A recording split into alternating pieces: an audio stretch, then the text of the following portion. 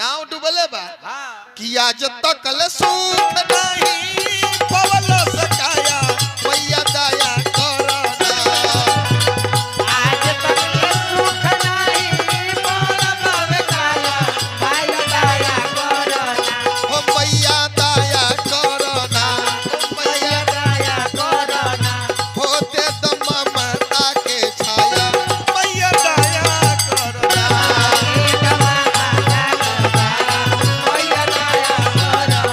होते तो ममता के छाया मैया दया करना।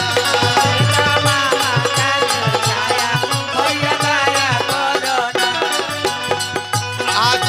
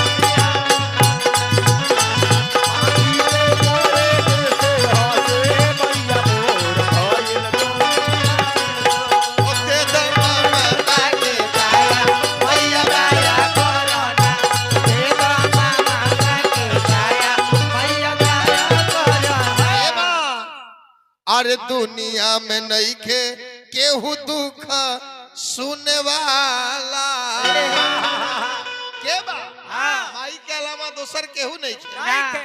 अरे दुनिया में नहीं खे केहू दुख सुने वाला।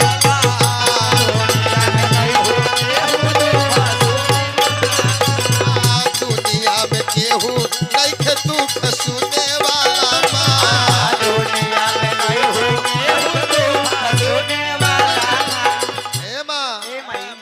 रोई रोई दिन काटी कवला पता चोला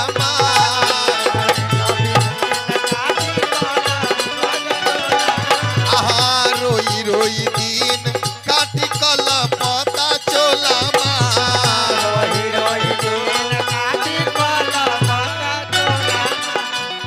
अपने भी दुखवा में होला पराया मैया दया करना।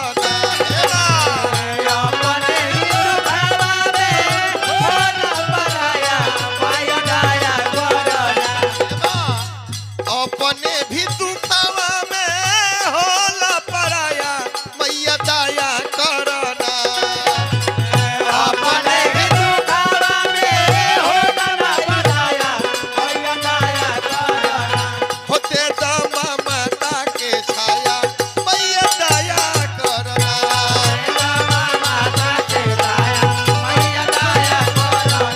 होते तो ममता के छाया मैया दया करना।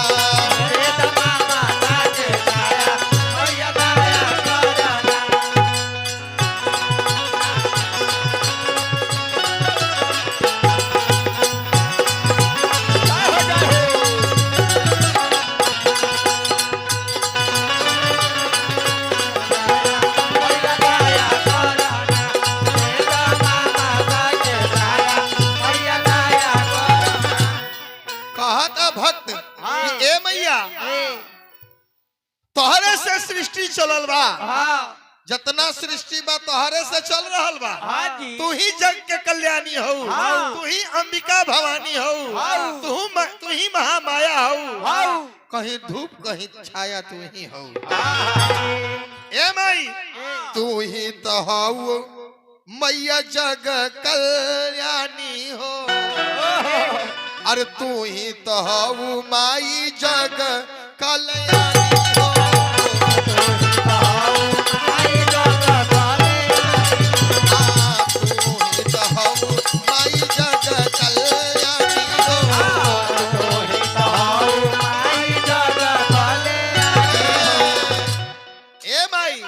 तू ही जग कल्याणी हो। और है देखी गुप्त दान में हमारा भैया की ओर से हजारों हजार रुपया आ गई। जगदम्बा से प्रार्थना करब एहमाई के भक्त के ऊपर जगदम्बा सदा दया दृष्टि बनौले रही, भंडार सदा भरपूर रखी। तू ही हो मैया जग कल्याणी हो ना हो।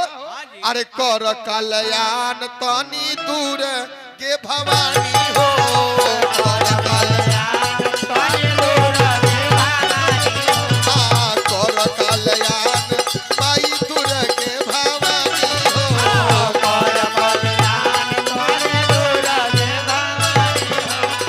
ए मां माई हो। अरे पटकल हाई देखी भैया की ओर से फिर आ गई हजारों हजार रुपया जगदम्बा के वंदना फिर आ गई है। तो देखी है जगदम्बा ये भैया के सर मनोकामना पूर्ण करी, दुर्गा महारानी भंडार भरपूर रखी। ए भाई कर कर कल्याण तनि दुर्गे भवानी हो। अरे पटकल जिनगिया के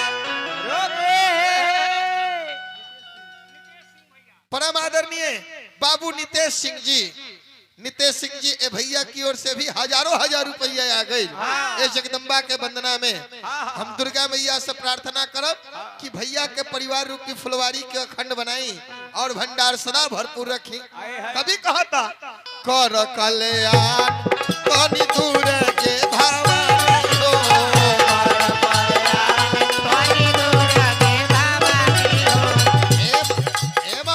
पटकल जिनगिया के कोई तो तू नया मैया दया करना, पटकल जिनगिया के कोई तो नया मैया दया करना।